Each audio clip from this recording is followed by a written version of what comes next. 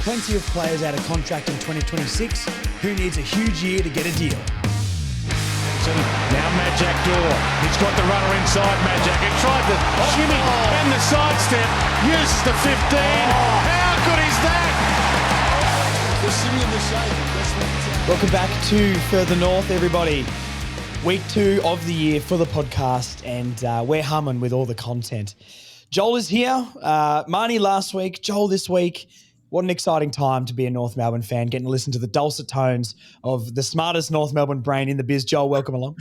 Thanks for having me, Josh. It's always a very good time and a very exciting time of year now. All the listers back and doing their training and, yeah, all the hope of next year before we get it inevitably crushed in the... Before we get a reality check.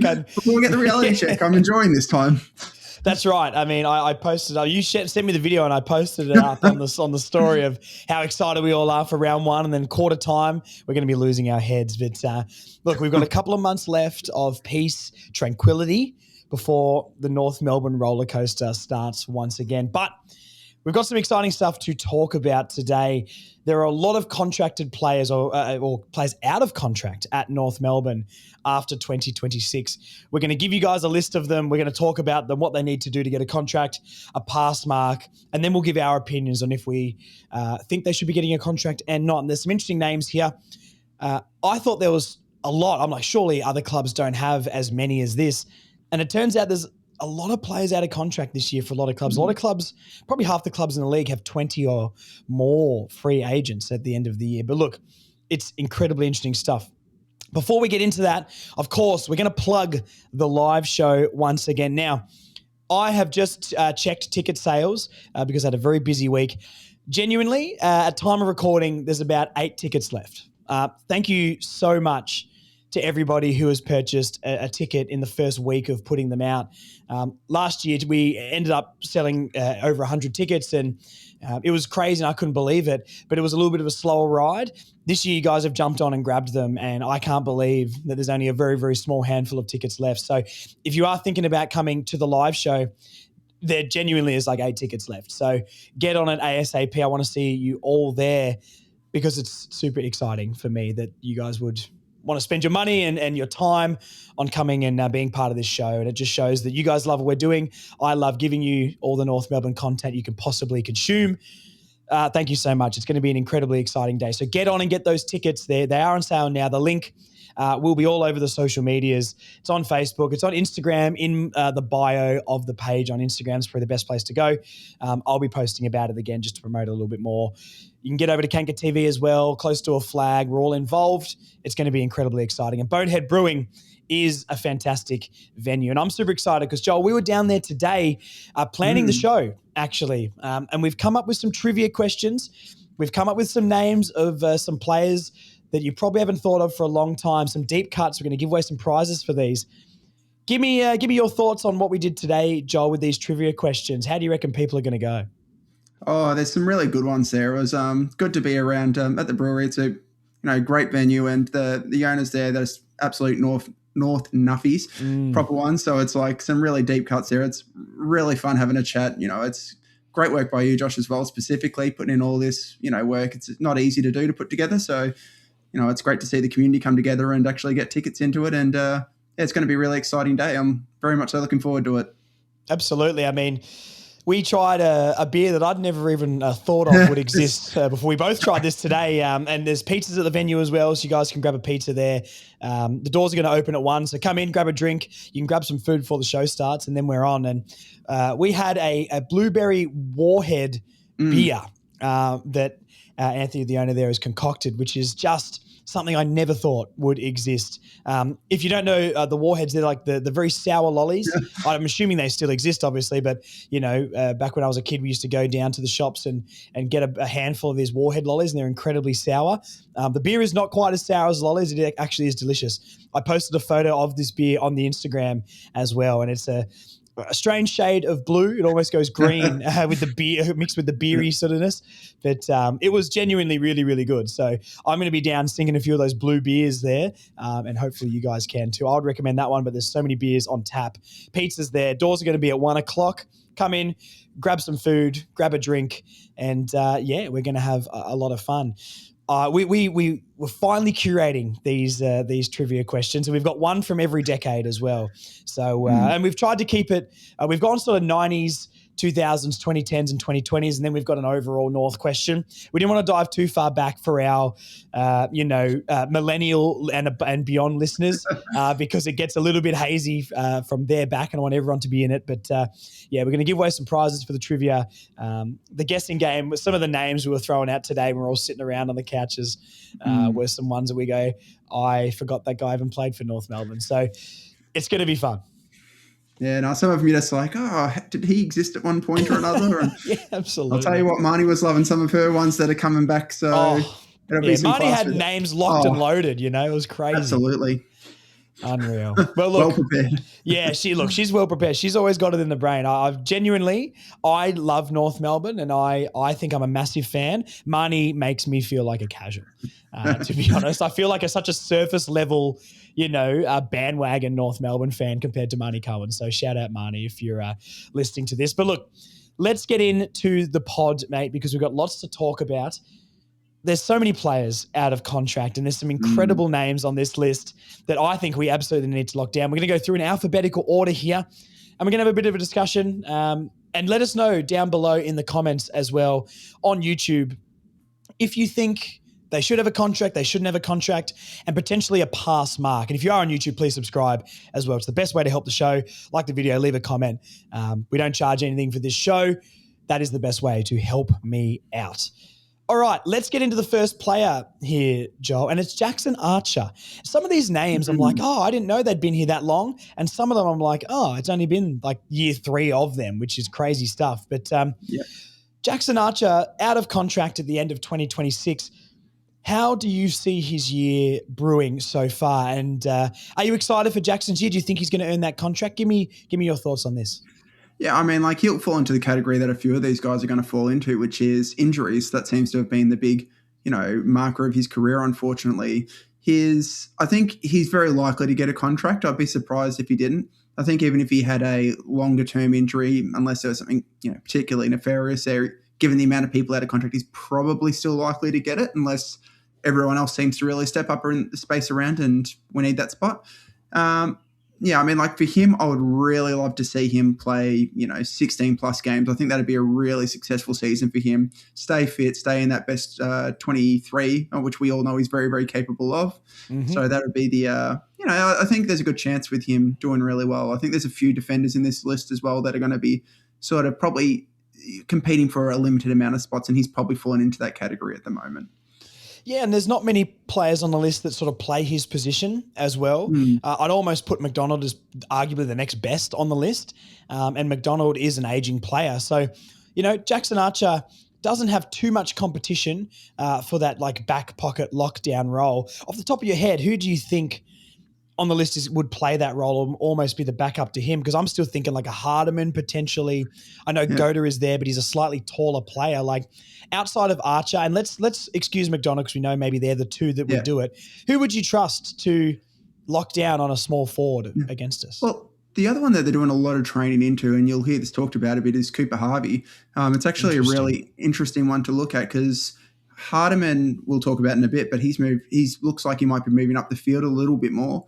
And Harvey's been training very heavily across that half back line. And, with Goda, Archer, Almac, and, a few in that potential position, that's where you're sort of looking at, what's going to happen in that position. I think Harvey's a really, really interesting one as well. Out of contract, we could probably move on and talk about as well at this time. 1 year again. And now, I think he was a bit lucky to survive both years. This year I thought he did a little bit more on the field, but this shift of role, given that other people are in that position, it's going to be a really interesting year for him. I think there's a real opportunity for him in this spot more than the forward line, just given the depth of positions that we have. I think for him, there's a real chance that he could lock down that position, assuming he has a good off-season. He's got the brains and he's got the skills. It's just a question if he has the application, I think, in this spot. Yeah, so interesting. I mean, does he have that defensive bone? I think that's, for me, the one that's super interesting. So, look, switching back to Archie really quickly before we go to Harvey a little bit later. I'm really interested with Jackson because I think his best is really, really good. I think he's a walk-up in the 23. Yes, because lack of competition, but I think he's really good, man. I think he's got the dog. I think he's really good at marking someone. He's got his old man's aggression in a slightly more modern era of football. Obviously, he's not bashing people on the touchline, but I think he can be a really, really important player for us. And like Wardlaw and other players like that, injury is the only thing that is holding some of these guys back. So, look, I think Jackson, all training reports suggest he's fit and he's training, from what I've heard, unless you've heard any different. So I think he gets another contract. Would you be thinking that he can perform in a way to get maybe more than a year, or does the 1 year contract maybe feel more realistic for Arch? Even though off the top of my head, I would probably offer him some more. I feel like AFL, it's very common to give like role players or below a 1 year deal. Yeah, I didn't think he was back at full training yet either. He might be now coming into the new year, but when I last saw, I don't think he was in full training. But you could give a couple of years, I think, in the right situation. I mean, like, yet again, it's going to depend how many players we intend on taking this off season. Depends on a few of these contracts. I think he's probably more likely to get one than not. I'd probably, if he doesn't play a majority of the season, like more than 80% of the games, I'd probably give him 1 year. That's just my gut feel on him. I think his best strength is those mid-sizes. That's why like a Bailey Fritchie could really tail up. But when you've got him against, like he was really struggling against the small zippy ones, like against a Hawthorn forward line, against I know like a Watson or that, I think we really struggle to defend them, and I don't think he defends them overly well. But like his general around the field part is good enough too. So it'll be curious going into this year, and he's best 23 if he's fit, in my opinion. And like we've seen what he can do. It's just a question if we can get that out of him and get more games out of him. He's still very young as well. He's only in his, I think he's 4th or 5th year now. Okay. Zach Bench, what do you think a pass mark for Zach Bench would be? When I put out my best 23 as of right now, geez, did that get a lot of comments, mate? Zach Banch was one that people were incredibly torn on. Marnie's very high on Zach Banch when we had this discussion. I'm not quite as crash hot on Banch. I think he's got some talent, but I wouldn't expect him to be near the team round one. I think at Doverston coming in, I would heavily prioritise Doverston. That being said, I love Banch's competitiveness and I hope he does make it at the level. What are your thoughts on him? Like what sort of amount of games or impact does he have to have on this team to get a contract going forward? Oh, Banch, I think he's training down the house at the moment. But that being said, it's early times. So is Darcy Tucker, mate. Where's he now? No, it's Darcy. That is Carlton, true. Apparently. Oh, gosh. He's been trained down that side. There's a lot to like about Banch, I think.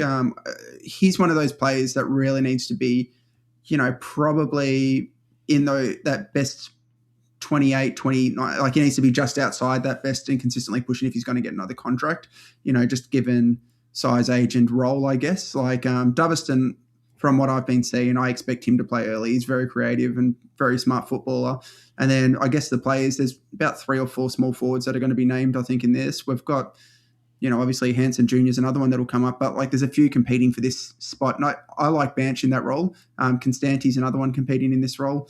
I think, Banch, I don't necessarily think he needs to play every game, but he needs to be pushing hard enough into that side that, we're, frowning when we're leaving him out or we're struggling to find where to put him. If he's not doing that by the end of the year, he's not going to be there.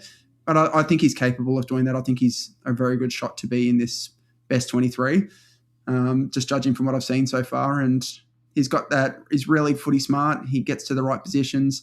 He does a lot of things really, really well. It'll be curious to see. What's your sort of things where you don't take as much away from him?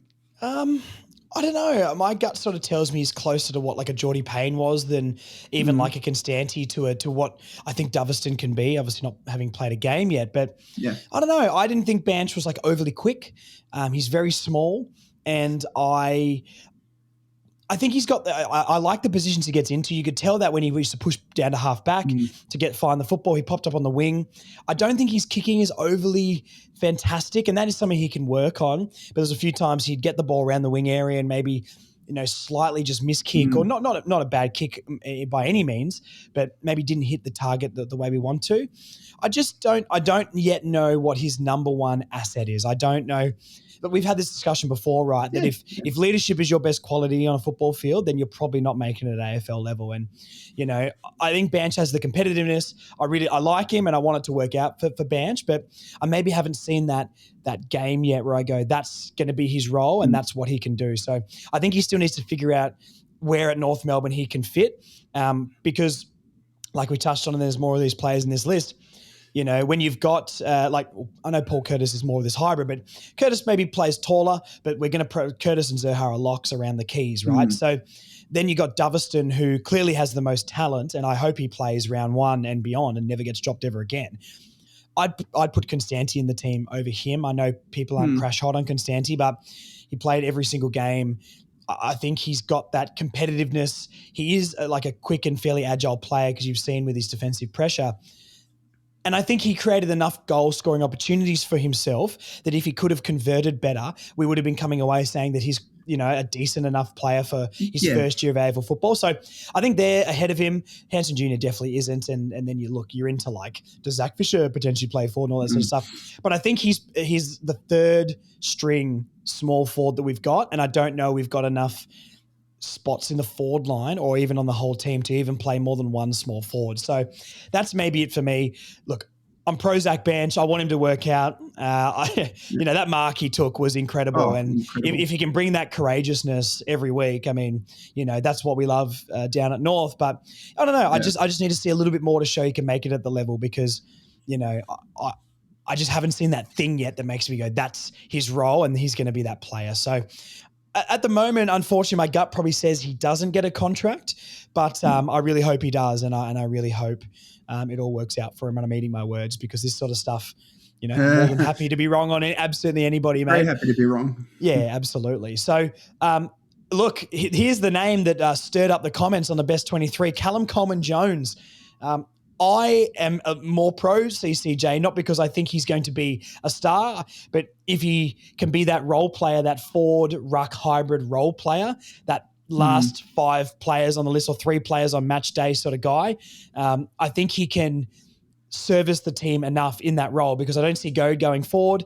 And do we want, depending on which way the competition goes, are we going to play a second ruck with that last interchange spot, or are we going to go more midfielders and then teams continue to throw a key forward in the ruck? So just to reestablish this point that I made last week with CCJ and the team, I don't think he's a lock by any means. The only reason I would have him in is because I kind of want to play the double ruck now that interchange role is there. But if we're going up against a team that doesn't have a second ruckman in there, I'd be more than happy to put Trembath in the ruck for a little bit, like we did with Darling. I don't want Darling in the ruck anymore, but hopefully Cooper can do that. And I think he's been training in the ruck a little bit at training as well.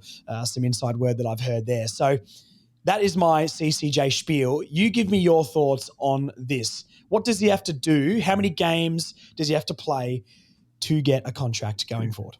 It's going to be an interesting one with CCJ. I think there is a lot to if he doesn't play senior footy consistently this year, he's gone. Completely. I would say there's going to be an interesting choice at the end of the year between, if he finishes the season really well, I think an ideal world for North as a club, and assuming CCJ plays to what he is capable of, and we've seen that previously, is it's Larky, Trembath and CCJ forward line with Cherry in the ruck and CCJ doing the chop outs opposed to Darling. I agree. CCJ is going to be a better ruck, and CCJ can give a fair bit around the field still. He's, no slouch.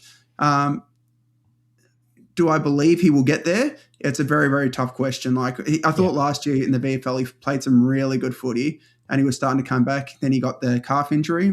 He's still, I think he's in full training now as well. And he's playing, I haven't seen him, noticed him a lot on the track and heard a lot about him. But he's one that there is a watch early, and I think there is a world where he does play early. If he's not playing senior footy consistently by the end of the year, he's gone. That's what the answer is to him. No, I completely agree. And yeah, look, people get very upset when we talk about CCJ anytime we've mentioned him or put him in the things. I think people got to understand the reason why we're putting him in there. And I just don't see another guy who could be a decent backup ruckman that can also play forward. I would love to see Taylor Goad play. We absolutely must prioritize Taylor Goad over CCJ, but I need Taylor Goad. I hope he gets some forward minutes this season in the VFL, because if he can play what I'm saying with that CCJ, if CCJ can hold down a ruck forward spot until Goad's ready and then get replaced, like Trembath, we want Trembath to take over that Darling being the second key forward thing. It's the same.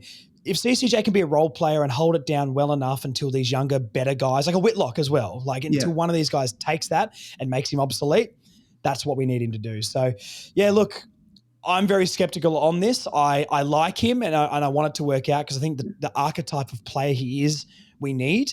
But, yeah, I'm not too sure. It's first half of the year, I think, makes or breaks it for me, for him. If he's not playing semi-consistent games by halfway through the season, I don't know if I see it on that one. So, look, I'll sit on the fence here a little bit, because I think there is a world that he does get a contract, but it's merely performance-based. And as of now, I would be very 50-50 on giving him a contract, even though I know all the comments are going to say, never give this guy a contract ever again. People are saying he's not even going to play VFL, which is insane. But I get the animosity towards CCJ.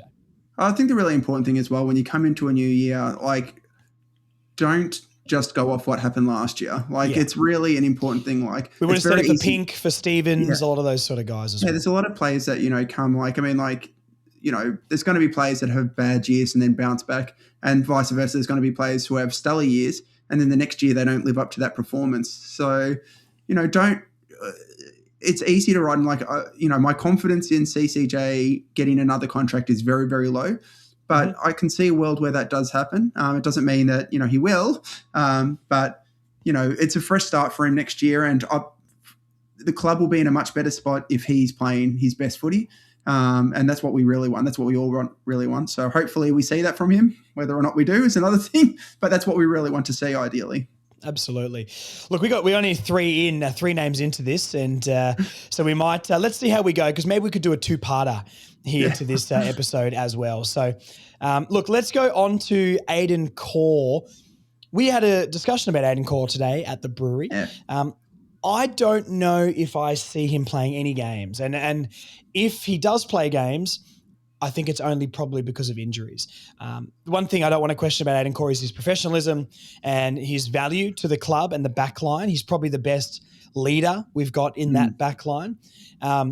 But I don't really see him playing games. I'm not sure. What scenario would he get another contract next year, do you think, Joel? Because I don't see many. I could see a 1-year deal just for a veteran presence to teach people some things in the back line, but I'm not sure. I don't know if he gets a contract beyond this year.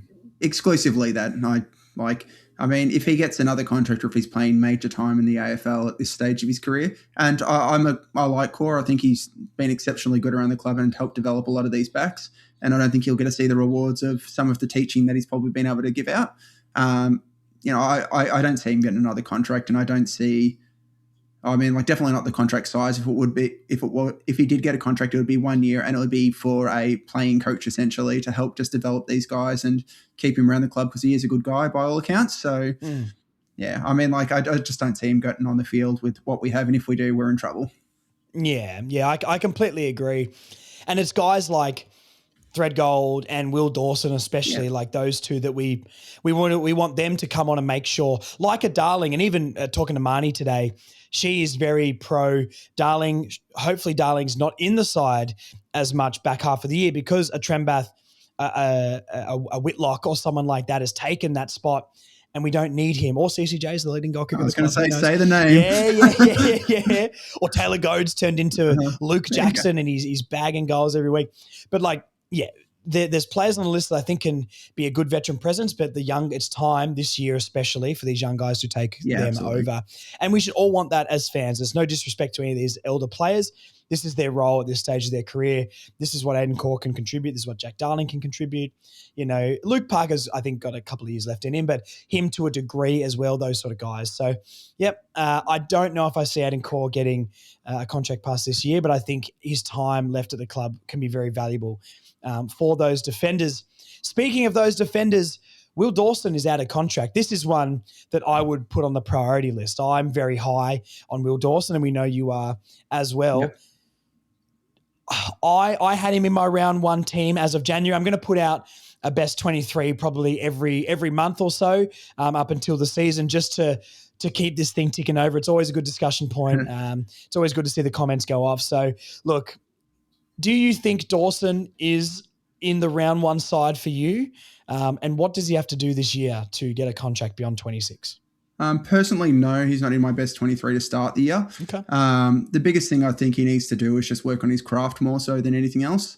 He's got the physical capabilities. He's got the size. I think he's got the speed. It's just, I think he struggles. Like the struggles that he has is in time in his runs and, the positioning and that. And that's where your aid and cores and that are going to be really valuable to really help out. I mean, we've seen Comben go from someone who really, really struggled those one-on-one defensively to greatly improving in last year. Dawson, I'd absolutely give him another contract without question. Yeah. I mean, he's, very young. He's in his third year coming up. What, third or fourth now? I think it is. Fourth now. Fourth, yeah. I think you'll just give him another couple of years and, give him a chance to just remember with a Ben Mackay, people liked to rag on him for a long time. And, he only played so little of games. It took about 7 years to get a consistent game, didn't it? Absolutely. And that was he was a slow developer. And I think Dawson's similar. I could see him playing again, yet the similar games, maybe hopefully a little bit more. But I mean, he needs time to develop and there's zero chance I'd be giving him a contract pretty early just to, unless there's something that they're seeing at the club that's different and they've got concerns that are different than, something else. I think he seems like the kind of player that I'll give another couple of years to and hopefully in the next year or two it really pays it back in spades. I mean, it's 2 to 3 year contract for me. Show Agreed. him the confidence, show him the faith, and get him in the lab because size-wise, competitiveness, aggression, strength, I think he's got that. It's just learning the game. And guys like Core and that sort of stuff hopefully can give a little bit of insight into that. Obviously, I would love, Mick Martin to come back and teach him all the secrets or something like that. But, this is a guy that I would absolutely be prioritizing because I think he can be our key defender going forward in the future alongside Chom and hopefully Threadgold coming through. I mean, those three there in 2 to 3 years' time make me very excited. So, look, get it done. And they've been talking a lot about him in the through the draft and everything when all the media were asking Brady about, key position players, defenders, and there was always Dawson this, Dawson that, and I love that. I had him in my round one team. I do think Toby Pink will probably be in there, and I've got absolutely no issue with that because I think Toby Pink was really, really good. The only reason I went with Will Dawson is because I want him there long term, and if he has to take Pink's spot through the season, then that's his goal. Completely fine with that. Yeah. If Toby Pink is in there, I'm A-okay. But I just went with Dawson just because he's the guy that I think can be that lockdown one-on-one, the guy I want in there, and I think he needs games, needs consistent games. But I also see the other side of it where our first 6 are very winnable. So do we go with a guy like Toby Pink who is incredibly reliable and we know what we're getting? So that is a toss-up. Zane Dersma. This is probably the biggest discussion point about Huge discussion point for us as a club. I know. I mean, look, talent undeniable, but performances we've seen. I mean, year 1, I think there was enough to get excited about. Year 2, really, really flat. And I definitely jumped off the Durs train a little bit. I had him in my side merely on potential. A lot of the comments back on that one were, he's got to earn it. 100% agree. I think give him the spot at this. If he trains well enough, give him that spot because on talent, I hope he's part of our future. But if he doesn't perform in the first few weeks, then it's time to rotate him out. How are you feeling about Durs? I think he's on a restricted program in training, I believe. He had been. It was like he picked up a little niggle by the sound of it. I forgot exactly what it was, but essentially it's from running too hard. So he's been running pretty hard. I mean, even I know it's social media posts and things like that, but it seems like he's come back with a little bit of a different mentality. Some photos he's posting up. Some of the photographers that get down to North training that we all follow, showing him working pretty hard. And I understand you never know, it's just a photo, but my gut tells me he's taking it a little bit more seriously and he understands that it's go time right now. Do you believe the hype, Joel? Do you think that he's going to establish himself in this team in 26? It's a really tough one because he's got such high upside. He's genuinely extremely talented player and he's got some really good football assets. Questions obviously around his work rate have been a big thing, and I don't think I thought they gave him games early, like in his first season. I remember when he played the first few games, I'm like, he shouldn't be starting yet, and he performed in those games fairly well, I thought. But then there's just games like he's just non-existent, and I think he gets games given earlier than he should have. This year is a massive, massive year for him. Just a massive year in terms of investment into him in, pick 3 in a fairly good draft that year as well.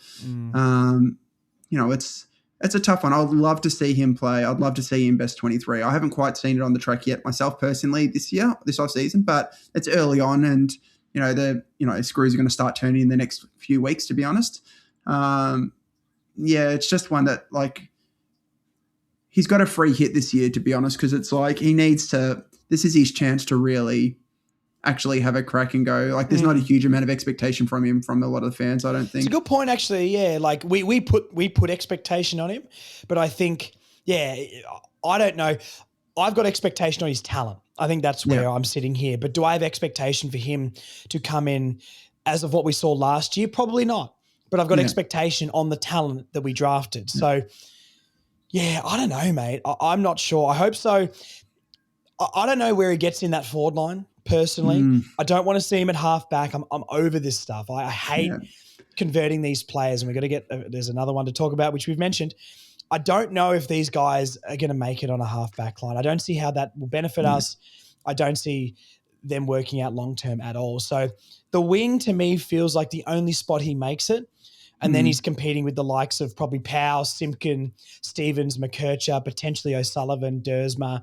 That's probably that wing group that I would see. I mean, Bailey Scott, which is a player we've all forgotten about. But, look, I want to back Ders. And, yes, sorry. Yeah, by all accounts, it sounds like the club's settling him in the forward line with minimal midfield time this year.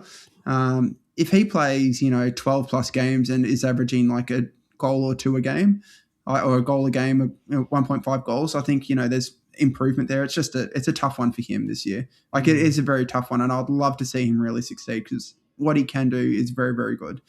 I mean, at this stage, I don't disagree with you, though. Yeah, I know. At this stage, I might go, let's give him a year. I don't know if he's going to blow our socks off. I just don't. And once again, prove me wrong, Zane. I want you to be our best draft pick of all time. I want to see hangers again. Because I think, look at that goal he kicked against the Bombers late in the game. So clutch, on the run. Right. Just big moment, big game Zane. That's what we want. And we know he's got it in him. But it's that work rate and the I don't know, following up. If you don't get the ball, go back in again, run, tackle, chase, come off the ground, sweating. That's what I want to see him do. I want to see him bulk up a little bit. Because I worry about him not putting on much size and being in that Jaden Stevenson mold of at his time at the club, did he get bigger? Did he get quicker? No, it was really just the talent that he relied on the whole time instead of the work ethic and work rate to put on size and strength and running capacity and that sort of stuff. And that's the stuff we need to see out of him in preseason. When we go down to those preseason games this year, I want to look at him like we did Dawson or even Toby Pink and go, he's bigger. Like what we're seeing with Trembath or Matt Whitlock. Yeah. We go, wow, they've put on some size. I need to see that from Ders. So, look, at the moment, I'm going to back his talent. Let's say he gets a 1-year deal maybe if I was the GM here, but a lot to prove for Zane Dersma. Braden George is such an interesting one. The comments, and we're always going back to the comments because this is the most feedback I've got on where people are thinking about anything this year, to be honest. A lot of people saying, you forgot the sausage. I'm a bit, this is a weird sentence, I'm a bit down on the sausage, mate, to be honest. Not quite your tempo. Yeah. He hasn't played a game, and I'm not. His draft year, I was so excited when he got drafted. I came on this pod with you, I believe, and we said he got likened to a Stevie J, getting him at pick 25-ish. It was a steal. After his ACL was a steal at the time. But he's just so I look at players like CCJ, right? And I go, people are so out on him. Half the comments are saying he should never play VFL again. But then we look at Braden George and everyone loves him. And I know they're different ages, trust me. I know Braden George still has a high potential than what CCJ does at AFL level. But he's more injury prone. Goda's similar. Everyone's like, Goda will come back. And I'm like, but he's had the exact same injuries as a CCJ. I think we're a little bit biased towards certain players. And don't get me wrong, I understand what people are saying with them, but inherently anyone can come back and make it. I don't think he gets a contract, mate. I don't. And it's harsh. And I've got nothing against any of these guys. Like I want him to work out, but where does he play? Because we're once again, we're doing this thing like with Dersma and Cooper Harvey and stuff like that, where we go wing, halfback. Our forward line's set, mate. Our forward line is set. The only debate in the forward line is who's going to be that small forward, and it's probably Dubberston. I hope it's Dubberston. If not Constanti, if not, maybe Zach Banch comes on and is that guy. That's the only debate. The talls are pretty much locked, I think, for round one. Hopefully Whitlock can push and break into that. The midfield, plenty of debate, but like that core midfield group we know who that is. Where does Braden George play? Because we need to prioritise Dersma minutes over him. Unless Braden George is playing at a higher level than Dersma, he earns his spot. But at the start of the year, Dersma needs to be the priority because of the sheer talent, the draft pick we used. I want Dersma fighting for that wing spot. Braden George on the wing. I mean, we just named about 6 or 7 guys who can play on the wing. Our midfield group is so big. I just don't see it. Halfback, I'm over this, mate. Can we just put halfbackers at halfback? Can we stop trying to convert forwards to halfbacks? Because I'm telling you now, it doesn't work. And it's not going to work. You wonder why our defense sucks. It's because we're trying to play, medium-sized forwards as halfbacks because they've been kicking snags their whole life in the forward line. And then you go, hey, defend. And they go, okay, because I want to get in the team, but they got no clue, mate. So I just don't see where he fits. He just, for me, if it's a forward line thing, it's like Curtis, Zerha, Dersma as those mediums, and he's probably number 4 in that line. And I don't even know where, like, if Dersma's going to get in there. Yeah, I'd limit it to what I'd probably think about him in terms of what weapons he has. Before I start putting him into positions, and that he's got like a massive booming kick, which is something that I think we lack in our side as a whole, is someone who can kick it 50, 60 meters and hit targets well. And he's got very strong hands and really good, and he's fairly strong through the hips. He is another one with an absolute free hit. Like, expectation for him, I don't like it's fans talked him up a bit, have been talking him a bit in the boards and that kind of stuff and around. But like realistically coming into this year, if he played an AFL game this year at all, that would be a massive boom for him. Like that'd be. Does that get him a contract? That wouldn't get him a contract, I don't think. I think for him to get a contract realistically, you'd want him to probably play a handful of games. Like if he played 3 to 5 games, and that's a very low bar I'll set, and he's showing something during those games, I would give him another year just to, because like obviously he's been so injury riddled. If he manages to get back to AFL and play a few games and show something there, then I would give him another year just to say, come on, I've seen what you've done. I'm happy with this. Let's keep going. If he's not getting onto the AFL park this year, and if it's because of injuries, he's definitely gone. And that's a real shame for someone who has, obvious footy talent. It's worked. It's not his fault too with the injuries. Yeah, it's not his fault, and his body's just constantly breaking down. So for him to get a pass, it probably needs 3 to 5 games, which is low, but 3 to 5 games, and to have people going, okay, there's a few moments here and there which are actually seen, and that'll get him another year. Yep, and then next year expect him to play more. But like he's young enough in his career with injuries. We've seen like if we'd have done that with like a Chom where they chopped him out really, like if we had chopped Chom out when he was injury prone. Great example. Yep. And now he's our number 1 backman in reality. So there's a world where these guys do succeed. It's just you need to get the body right. And this year for him, like last year was getting his body right. This year, by the end of the year, if he plays 3 to 5 games, that's a really successable season for him. And I guess with Chom, you saw those glimpses though when he was there of like what he can do, and that's what I'm saying for Banch as well. I think is like I need to see those glimpses of that top, not top AFL ability, but like proper AFL ability. And maybe I didn't quite see that from his game. So yeah, I think that's the same for Braden George. Like if Braden George at the end of the year has that Cooper Trembath thing where he gets an opportunity and takes it with the last 3-4 games of the year, then I can see him getting a 1-year extension for sure. I hope we see that, explosiveness and that almost like what we think with Dersma, like almost that match winning, that big game ability, kick a goal from the boundary line out of nothing sort of thing, which we saw from his draft profile. And yeah, I don't like when we're throwing players around. I've spoken about this all last year, mate. Nothing frustrates me more than when we're trying to throw players into weird positions. It just means they're not quite making it. So good luck to Braden. Loves nothing more than throwing people around the field to every other position. Yeah, well... It sounds like we're a lot more settled this off-season. That seems to be a real focus of this off-season. Consistency is key, mate. And you need I don't want swingmen. Swingmen don't nail any one thing. I need you to be good and elite at one thing, at Yeah. one area of the ground. I don't need you to be good at both. I need you to be elite at one. So, okay, let's move on. We're going to go two parts here, I think, because this is there's too much to discuss. And look, it's January. Good discussion, though. It's a great discussion. Look, hopefully everyone else out there is enjoying the discussion. And please put your comments down below of what you think about all this sort of stuff, because, I read through most of the comments on the best 23 stuff. I tried to ignore some of the crazy ones, but, some of you guys gave me your 23s. It's so interesting to see what people are feeling, and I like to try and represent that on the pod here as well, which is what we've been doing with these discussions. So put everything down below and subscribe as well, please. It would mean a lot to me. It makes me very, very happy. We'll do two parts in this, I reckon. Josh Gota. We've touched on Gota a touch here. Gota is in that Braden George category, except obviously played some games and has shown maybe that Charlie Comben category, let's put him in, where he's very injury prone early on. But when he's there, we've seen a lot from him. What is a pass mark for him? Because I'm trying to think realistically how many games. Do you think, here's a question for you to kick this off. Do you think if he's fit, he's in our best 23? Absolutely. I absolutely believe he is. Interesting. From what I've seen, I think he's something that was sort of missing. But the question, I guess, is where he would fit in to an extent, because I think he'd be replacing probably a pink on the list, someone who's because I never think of him as that, like such a different player, but I keep forgetting that Gota's got that 190 centimeter sort of thing. Yeah, and he's very vertical. He can jump. Right, his ability overhead and his intercepting is really high, and his kicking's extremely high level as well. So, like, he's got those abilities.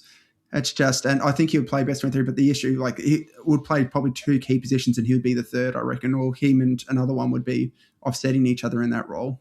But I could definitely see him in it, but fitness is a big question mark for him, obviously. Do we know where he's at in training at all? Do you have any insight into that? Yeah, he's been a bit slow coming back to trying to work on evening out everything, essentially, because when you've got the Achilles, one side tends to go pretty weak and the other side goes fairly strong in comparison. So interesting, though, isn't it? Because CCJ made it back, right? Regardless of what people think about him, he made it back to the VFL, played well enough to get into the side. I know he went in when Jerry went down, but, you could have easily thrown a goat in there. There was other options we could have gone with. And, if you saw his VFL stats, he earned his spot back. Yeah. But we haven't seen Goat. Goat has been 2 years just gone, basically. So that's a long time. And this is why I've had this discussion about CCJ and Gota, because they both did the Achilles at basically the same week. So like round 1 and round 3, whatever it was. And then one of the bigger guy came back a lot quicker and has played games, which is unusual. He's older, he's bigger, he's heavier. That's really, really interesting to me. So I wonder, Gota must have had some sort of setback, because 2 years out for an Achilles, and then I think he hurt his calf, which is, we've said on this pod heaps, is very common after an Achilles injury. Yeah, I don't know if he plays. Do you reckon he can play first half of the year? I don't know how quickly he can come back. If I was the club and him, I'd be targeting to try to play as many games as possible from halfway point.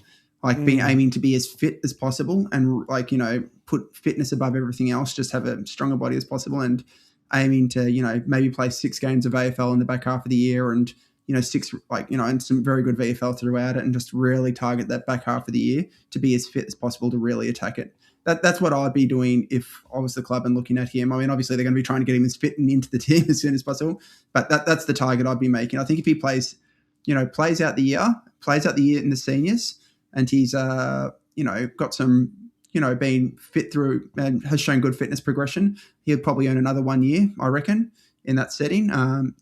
Based on the rules of averages at the moment, you'd probably say he doesn't get a contract at the moment, which I hope, he's yet again, I hope he's a Chom situation where he's able to get his body right and finally start playing the footy that we know he's capable of, because he is very capable. We've seen, opposed to like a Braden George where you haven't seen on field because he hasn't made it to the seniors, or CCJ where he's been a bit underwhelming at stages in the seniors.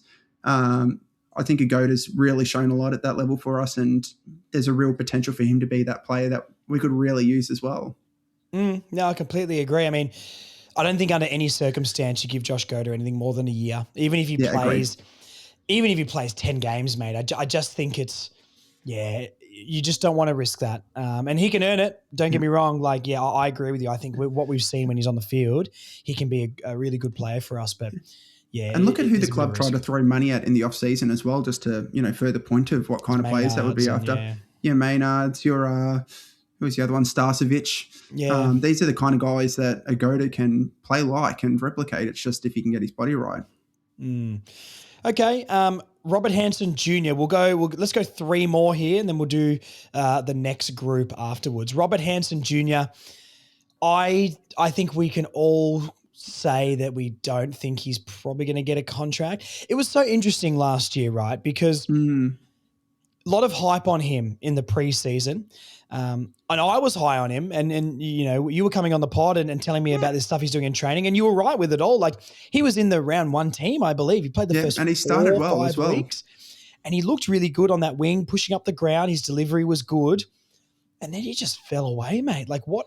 Where did he go? He wasn't even a sniff really for the rest of the season. So, yeah, I think he's going to be another one of these players, almost like what we were talking about with Dersma, not obviously potential-wise, but does he put on size? Does he get quicker? Do we notice an improvement from him coming into this preseason? I guess when we start getting more training footage, inter-club matches, preseason games, that's when we're going to know. Yeah. But unfortunately, especially with all those guys in the forward line, and we're talking about Braden George on the wings, Dersma on the wing, just to try and get him in, I just don't see where he plays, mate. And please don't put him at halfback. No, definitely not. I do see a world where he plays, which is going to, I'm not, yet again.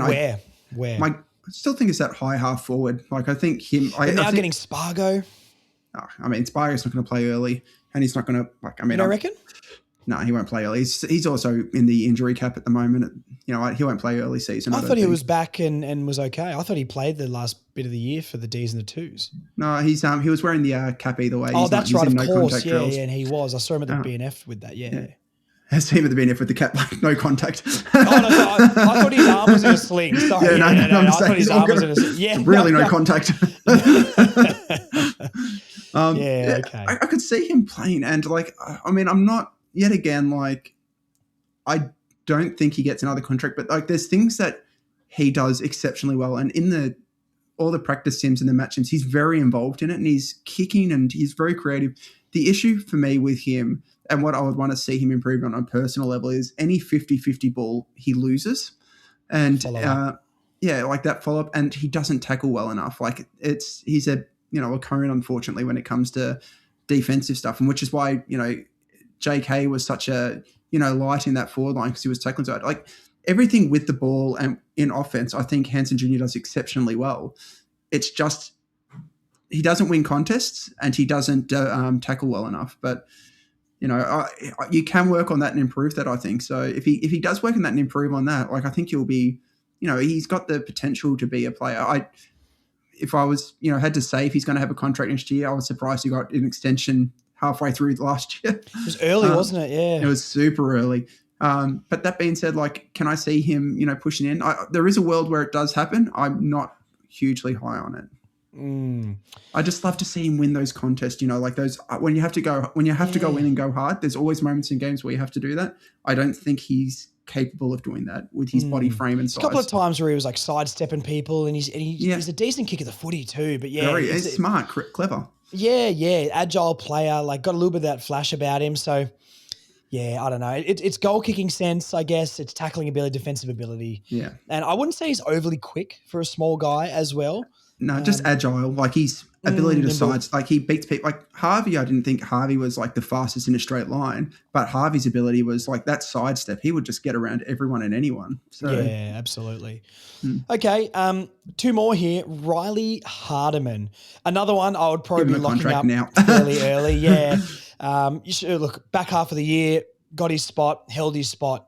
I know McDonald went out, and that's what's got him his opportunity. But, and look, I think McDonald can absolutely play games, and we'll talk about Luke McDonald in part 2.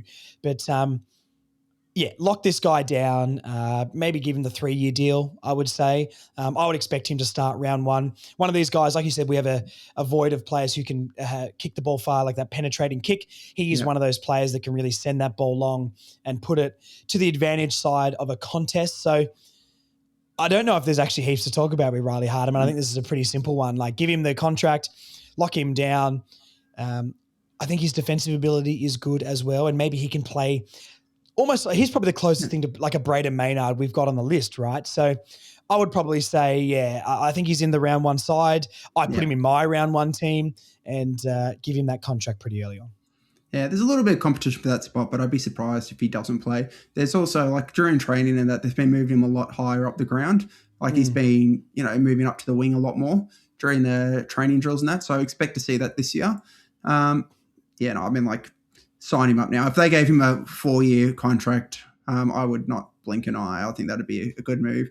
My gut feel is he'll get like a 2 or 3, pretty early on in the season. He's best 23.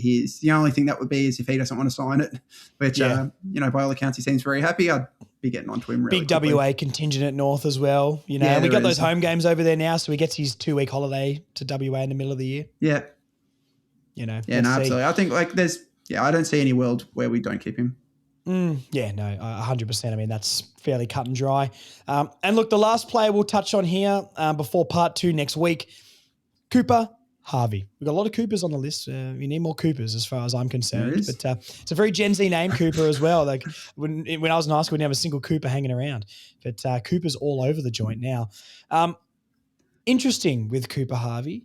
Just got the deal in the end. We were talking at the end of the year, him versus Banch versus Jordy Payne and Constanti. And I know Constanti and Banch had the deals in place. I know Banch didn't, sorry. Banch got the deal as well. But Constanti already had his trigger. I think he triggered his contract. So I don't know what I expect from Cooper Harvey because unfortunately I'm going to go a little bit negative here and I say I don't know if he's playing many games unless there is injuries. Maybe I can unleash my rant here, but I hate this thought of him playing at the half-back line. I couldn't despise anything anymore.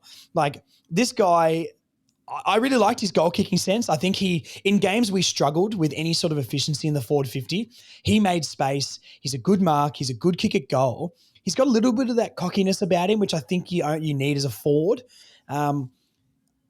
If only he was a bit smaller and quicker, I think he could be like that small forward that we need. But obviously with Dubberson now, I wish they could compete because the other guys I think are maybe a level down from what I think those guys could be. I like Cooper's talent and I like what he could do. I think he can be an AFL player, but like we've talked about, this forward line is stacked. With positionally, can we get more talent in there? Of course. But positionally, we've got a lot of players that are fighting for spots. I haven't seen much defensively from him. What makes Cooper Harvey, you're Alistair Clarkson for a second. What are you seeing to make Cooper Harvey a halfbacker? It would be mostly around his aerial competitiveness and his intellect with he's a smart footballer. He's a very smart, you could tell that by his leading patterns as a forward and his delivery by foot. He's got very good foot skills. I will go opposite to you here and I'll say I like the move for him.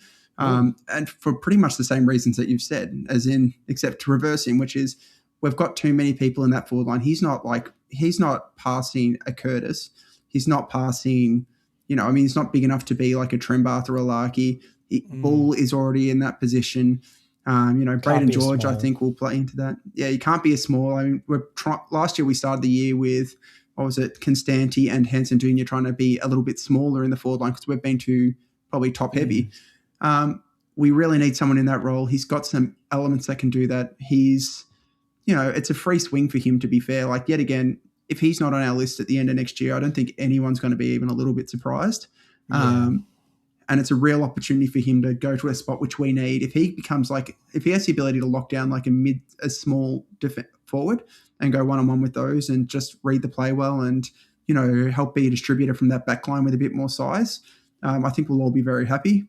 So I think it's a good move for them he wasn't making it as a forward. We know that. He hasn't done that the past 2 years. He hasn't. But I think he's got the ability to. That's what I'm saying is are we leaving? Who's your place? No, I completely agree with you. But as an individual player, forget his competition for a second. Him as an individual, I think, can be a forward in the AFL. I think he showed that the game against the Demons, which we did lose in the end, but he was our best forward on the day. Oh, yeah. And I think he was pretty consistently a good player for us, finding space, kicking goals in those last 6 weeks of the year that he played. So I think I don't think it's a good thing for him to take him out of that role that I would say got improved. And that's the best we've seen Cooper. Like think about a couple of years ago when Cooper Harvey played those few games and he was pushing up the ground a little bit and he didn't really impress that much. His overhead ability was always talked about. His tackling ability is decent, even though he's not overly quick. But he didn't really make a mark on the team when he played those 3 games 2 years ago. Didn't play in 2024 at all. In 2025, broke back into that team, albeit like there was injuries and stuff like that. But he was playing exceptionally in the VFL as well. He was playing, he was one of the leading goal kickers in the VFL before he got taken out of the side. Yeah, you're right. I almost forgot about that. He was kicking bags in the VFL as well.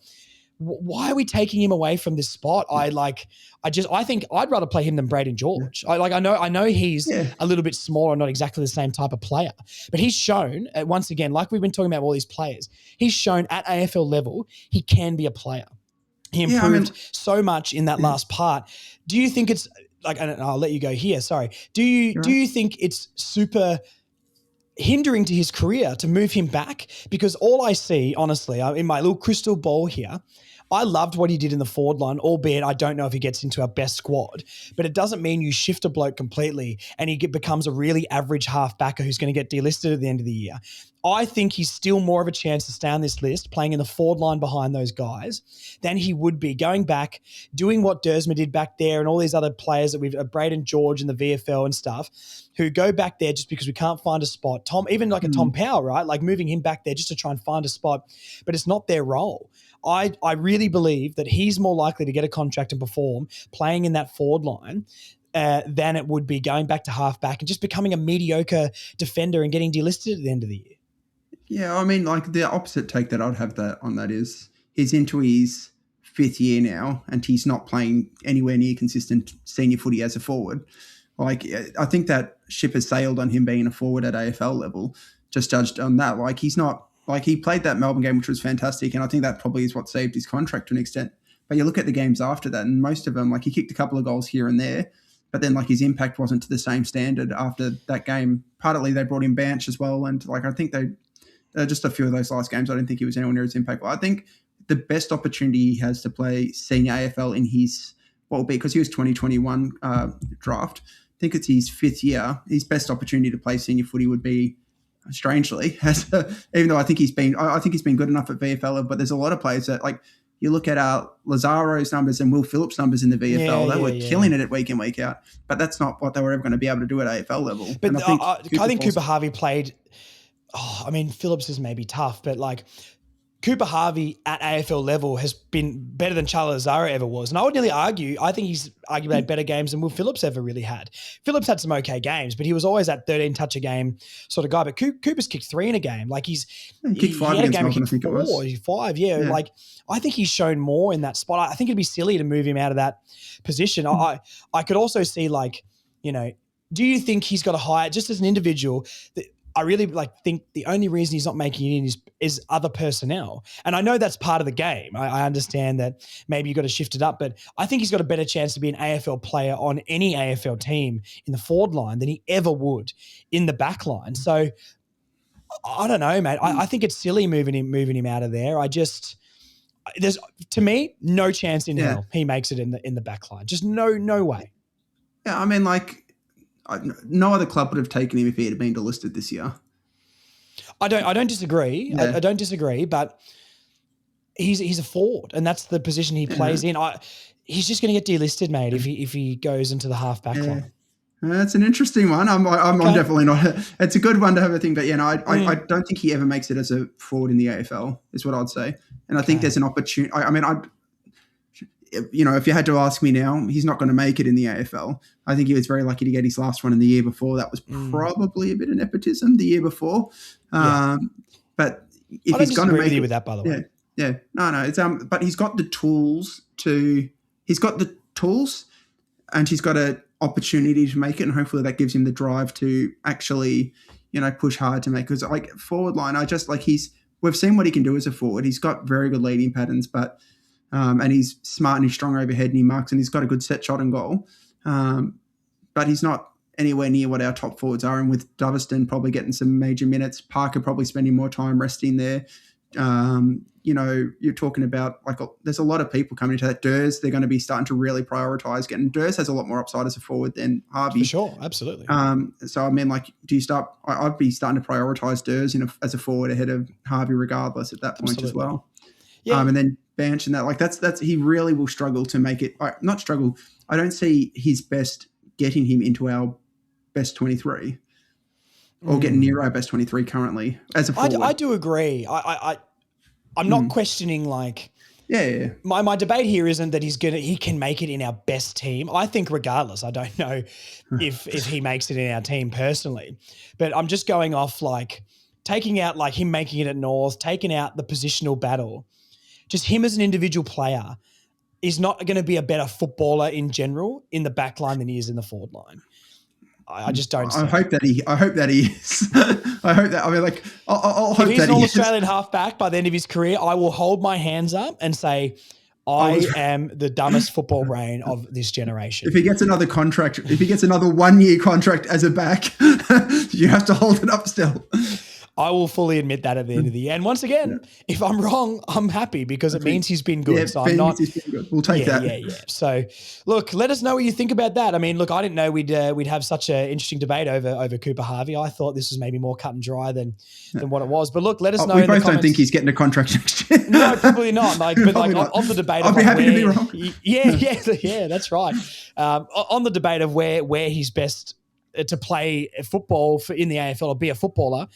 Let us know down below. Do you think he's got a shot at halfback, or do you just not see it happening? But look, we're going to wrap this up there. We're an hour in, so let's wrap this up, and we're going to do part 2 next week because we need to stretch this preseason content out because we come back early to announce live show. I can't believe it is nearly sold out already. That is crazy, crazy stuff. We went really early on the podcast coming back to promote the live show, so we had enough time to sell the tickets, and they're almost nearly gone in the week. So once again, thank you so much to everyone who's bought tickets. I genuinely I'm going to run out this door and tell my partner right now that we've nearly sold out and be really, really happy, just as a little insight into my life. So thank you so much for everyone who has done that. Please, when you're at the venue, come and say hello and just the fact that anyone listens and is buying tickets to this thing. And I want to put on the best day for everyone absolutely possible. So thank you so much. I'm not going to ramble and get all soppy here, but it means a lot. So thank you very much, everybody. And we're going to try and put some drink specials on. There's going to be some prizes for Bonehead as well. Get down to Bonehead Brewing before the show as well. There's 4 weeks left until the show. Please get down there and support Anthony's business. And the beers are good. The vibes are good. The pizzas are good. And it's run by a North Melbourne fan. So we couldn't support the venue enough. I really, really like it down there. I wish it was closer to my house because I would, well, actually maybe not because I'd be down there drinking every single weekend, mate, to be fair. But yeah, get the tickets quick. Looking forward to the live show and stay tuned here on Further North. Give me your comments below and subscribe, please, on YouTube. 5-star reviews on Apple and Spotify as well. I haven't actually looked at the 5-star reviews on Apple for a bit, but you can comment and leave me nice messages, and that's really nice. And it gets the show up in the algorithm. This is the best way to support this free show for you guys and all you North fans out there. So you can do it while you're half asleep in bed. You can do it while you're taking a dump on the toilet. We're not asking much here. So Joel, everyone's going to hear your voice next week because we need to finish this list off. But thank you for joining me today. And it's only a matter of time before we're arguing over more players next week. Yeah, it'll be good. Good to have a bit of a healthy debate. Absolutely. It flushes out all the bad toxins. Yeah. Oh, God. Like the beer. And the beer. That helps as well. All right, guys. Thank you for tuning in, and we'll catch you next week.